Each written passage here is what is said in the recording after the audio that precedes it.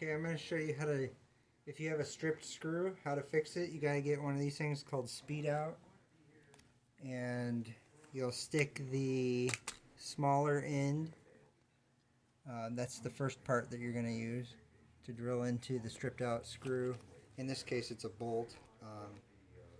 We're going to use it. So I'm going to tighten this into my drill here. You want to set your drill to reverse, so counterclockwise. Then I'm going to drill into, that's the stripped out bolt here. I'm going to drill into that with my drill on reverse.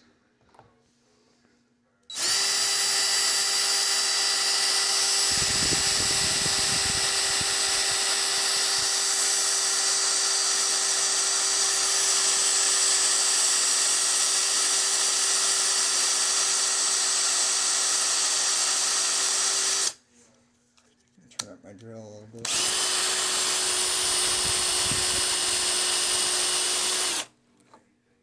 Okay, now I'm going to turn this drill bit around here. Leave the drill on reverse.